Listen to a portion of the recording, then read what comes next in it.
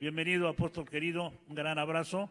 Bienvenido. Okay. Un aplauso para que Muchas gracias. Un saludo al doctor Gordillo, a todo el equipo, por esta jornada maravillosa que está siendo de mucha bendición para todos. También quiero saludar a nuestro amigo, también al apóstol Efraín, allá a su ministerio, a todo el equipo que ha estado ministrando un bonito tiempo de adoración. Quiero aprovechar estos minutos para hablar de un tema. Me quiero referir a el momento de la iglesia proféticamente frente a las naciones. Y si lo acomodo más hacia el tema, sería el momento profético de la iglesia frente a las naciones. Es bien interesante no solamente darnos cuenta de lo que está pasando en el mundo, sino lo que Dios está haciendo en medio del mundo. Hay tres cosmovisiones que gobiernan la tierra, tres cosmovisiones que creo que en este campo apostólico profético tenemos que tenerlo muy claro. La cosmovisión panteísta, que apuesta por la reencarnación, apuesta por ese concepto de que somos producto de la madre tierra, y es por eso que ustedes han visto hoy cómo se ha levantado esa nueva teoría de la naturaleza y el cuidado climático, que si bien es cierto, tiene que ver con la naturaleza y con todo el control para cuidar nuestro medio ambiente, pero tiene detrás una teoría, una manera de vivir donde la gente cree que existimos por la madre tierra y no por nadie más. La segunda es la cosmovisión del humanismo racional, donde el hombre considera que existe por sí mismo y nada más. Y es por eso que hoy nos enfrentamos a ideologías. Vemos nosotros esa fuerza ideológica que se ha empoderado en el mundo y donde hoy pesa más la ideología que la verdad. Y luego nos encontramos con la tercera cosmovisión, y es la cosmovisión bíblica, que nos habla de que nosotros existimos por Dios. Dios nos creó y por lo tanto la vida y el modelo de nuestra existencia es basada en Dios. Hoy nos encontramos en esa batalla. Nuestros jóvenes estudian en las universidades y se encuentran fuertemente enfrascados entre esas como visiones y luego el papel como hijos de Dios. Y tenemos que entender que la iglesia la podemos ver desde el punto de vista organizacional como un grupo religioso, pero también la iglesia, lo más poderoso de ella es cuando sabemos que pertenecemos a una vida espiritual, la iglesia del Espíritu Santo. Y ahí es donde hay una gran diferencia y mucha gente tiene sus pensamientos basados dependiendo del lado de madurez que tiene, si el lado de madurez religiosa o el lado de madurez del Espíritu. En el libro de Deuteronomio yo encuentro una señal profética de la que la iglesia debe estar alerta en estos días. Y fijémonos en el capítulo 1, del verso 34 al verso 40. Vean ustedes lo que dice en el verso 34. Dice que Dios oyó la voz de las palabras del pueblo de Israel, oyó la voz de las palabras. Y luego el verso 35 dice, basado en el 34, que habla de que Dios se enojó y juró y dijo, ninguno de esta mala generación verá la tierra que yo he prometido a Moisés. Ninguno de esta mala generación. Amados, hemos estado enfrascados en un mundo donde la mala generación ha querido empoderar. Y vean ustedes lo que les voy a hablar. Investíguenlo ustedes también ahí. En el año 2016, mientras se celebraba la inauguración del túnel más largo del mundo, el túnel Gotargo en Suiza, se aprovechó para hacer una ceremonia mundial. En el centro de ese túnel se hizo una ceremonia que usted la puede investigar allí en el YouTube y se dará cuenta de todo el trasfondo espiritual de lo que estaban anunciando a lo que venía. Y ahí se reunieron los líderes más fuertes mundiales para dar un paso más al nuevo orden mundial.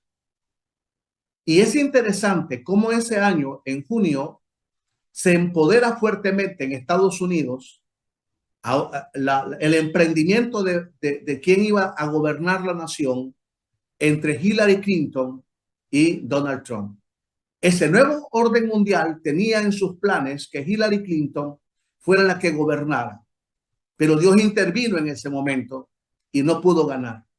Y Trump entra porque Dios en ese instante también establece un camino a través de un profeta que había hablado como King Clement en el 2007 de que Trump llegaría para hacer una voz de Dios al mundo. Y es así como ustedes conocen y hemos visto que Trump entra en el gobierno, pero en medio de una batalla infernal donde se empodera en el mundo el nuevo orden mundial y comienza a surgir un movimiento tan impresionante que se le conoce como la izquierda comunista progresista, con un progresismo impresionante de ideologías y con una visión 2030 que comienzan a plasmarla. Al ver que no ganan en esas elecciones, comienzan a empoderar y buscan la manera de ensuciar y dejar en vergüenza o poner en evidencia mentiras o situaciones en contra del presidente de los Estados Unidos, Donald Trump.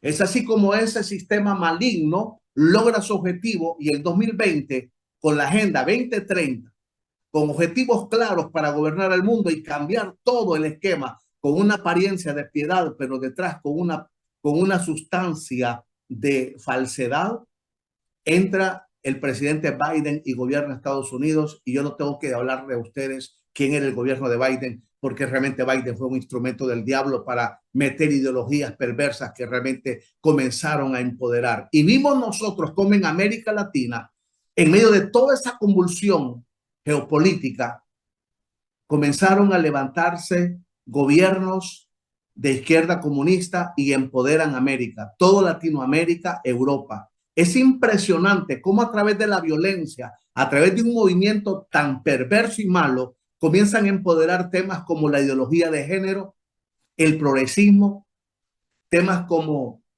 el que el hombre decida por sí mismo, el que el niño decida su género.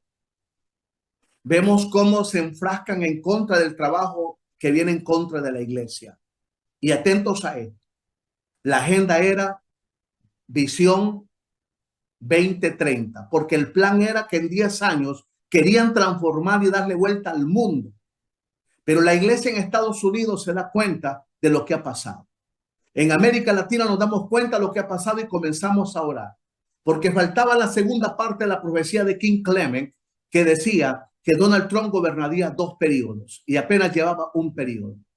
Ahora era necesario que oráramos y comenzamos nosotros a unirnos a profetas y apóstoles como Cindy Jacobs, como Ana Paola White, como otros hombres de Dios, para poder orar en Latinoamérica, y nos juntamos como un solo hombre para decirle al Señor: recuperemos Estados Unidos.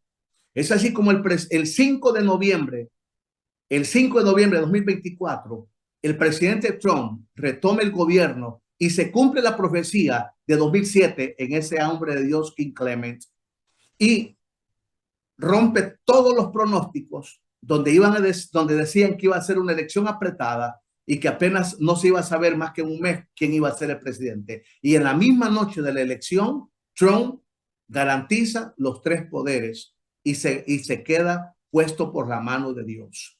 Ahora bien, aquí es donde quiero que entendamos un punto profético, y es el hecho de que mucha gente ve el gobierno del presidente Trump, pero no ve la línea profética de Trump.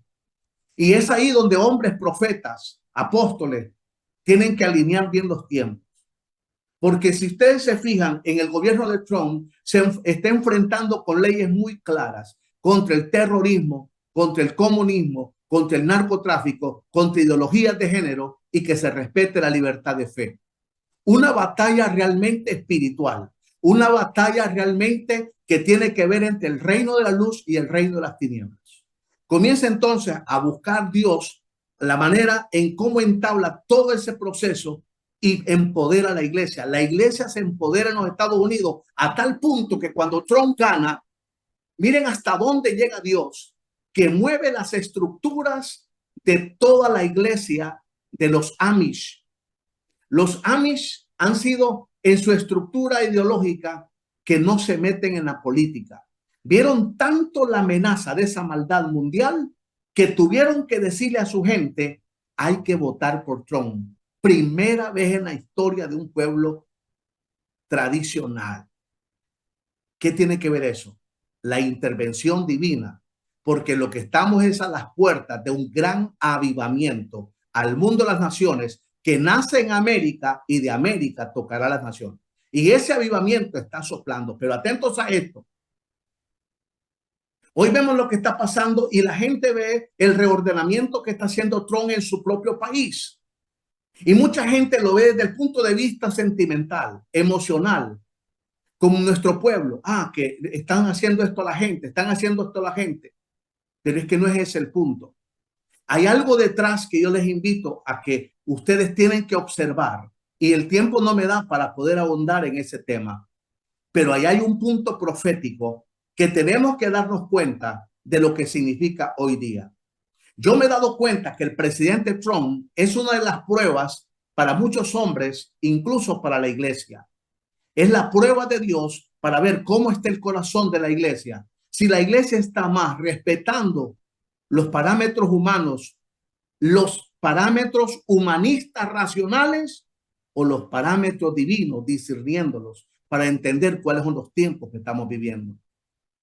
Ahora, en medio de todo ese panorama, lo que Dios comenzó es a resquebrajar todo ese punto. El 5 de noviembre de 2024, Dios le quiebra ese brazo al nuevo orden mundial y no cumple la agenda 24-30. Ahora ellos están hablando de la agenda hasta 30-40, porque están creyendo que van a recuperar el poder en el año 2030. Y atentos a esto. ¿Cuál es el papel de la iglesia? Porque aquí lo que estamos viviendo en este mundo no es un desenlace político, social y económico. No. Lo que estamos viviendo hoy mismo es un desenlace profético de un gran avivamiento que va a sacudir al mundo antes que venga un estremecimiento mundial donde se confronten las naciones. Eso es lo que estamos viendo. Eso es lo que Dios nos está mostrando. Y ha levantado y empoderado un movimiento de oración. Ha empoderado un movimiento tan poderoso, profético y apostólico, pero que tiene que ver con el ministerio pastoral. Los profetas son claves porque son los que logran traer la revelación en el mundo espiritual y ver a través de los tiempos. El movimiento apostólico es importante porque planta en las naciones una visión para transformación generacional en cada una de sus naciones. Pero la unción pastoral es clave para que no se disperse el pueblo y para que el pueblo tenga un corazón que pueda acoplarse al Espíritu Santo, porque son los pastores los que enseñan a la iglesia, son los pastores a través de una unción magisterial que logran compenetrarse a través de los evangelistas, meterse en el corazón de la iglesia y es guardar el corazón. Y hay un elemento que Dios está probando, dije, es el corazón.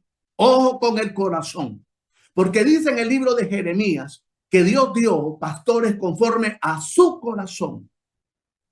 Pero dice Jeremías capítulo 17, cuidado, dice el Señor, con el corazón humano, porque perverso es el corazón del hombre. ¿Quién lo conocerá? Solo Jehová.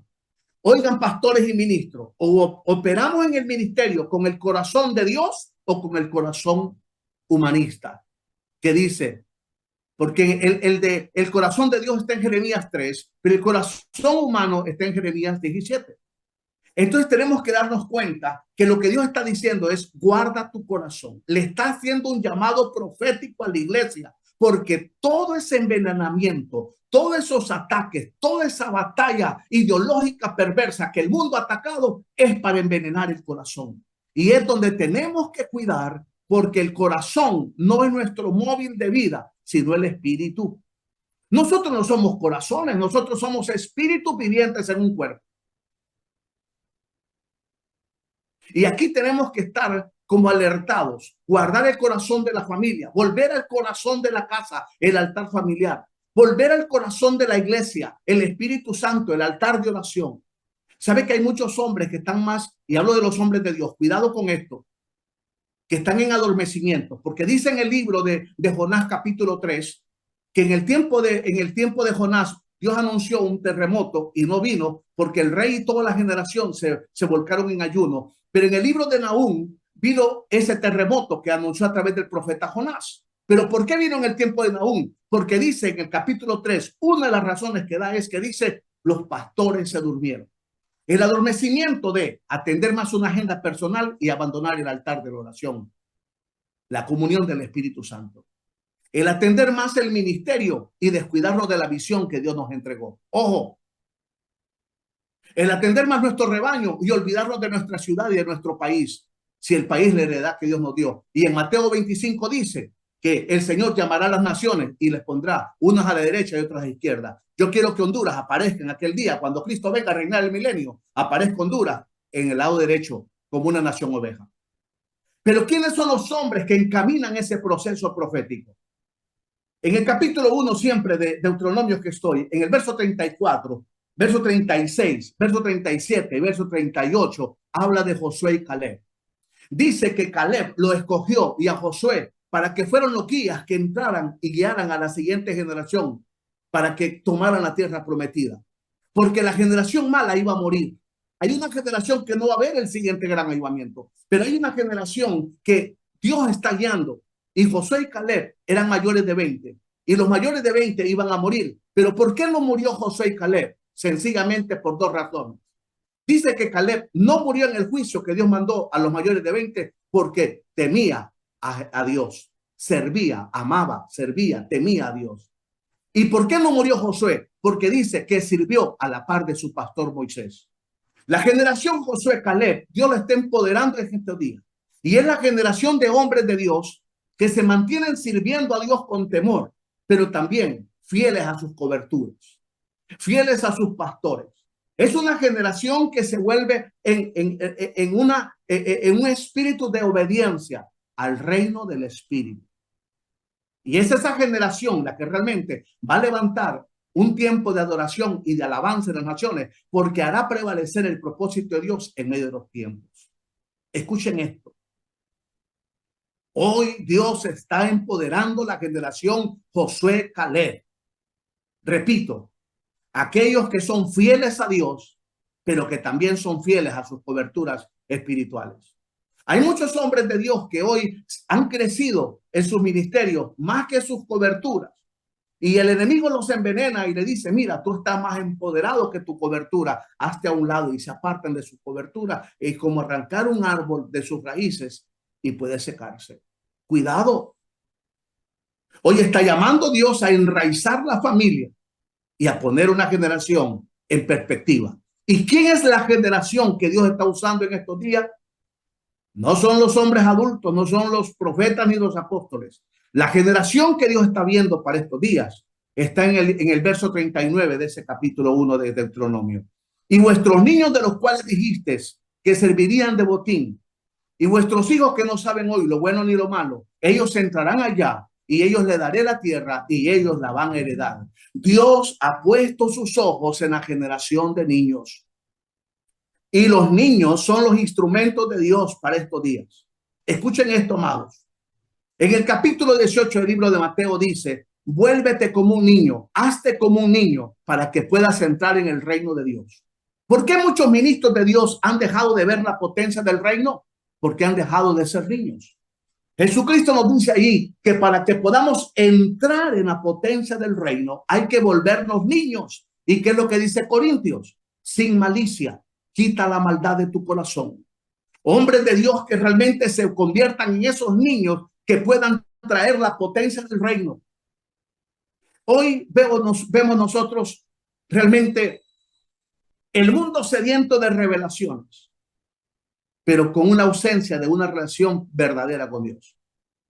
Y creo que eso es lo que hoy tenemos que pelear. Dios nos está invitando realmente a que pongamos nuestra visión profética en la generación de niños. Luego dice en el libro de Mateo 18 que si el que se humillare como uno de estos niños, el que se humilla como uno de estos niños, mire lo que es tremendo. Está hablando de que va a empoderar, le va a dar el carácter a ese siervo de Dios, la humildad. Hoy vemos nosotros la batalla de hombres del culto de la personalidad. El culto de la personalidad. Uno de los grandes líderes del comunismo, narcotráfico de América Latina, está en una cárcel. porque dio culto a la personalidad.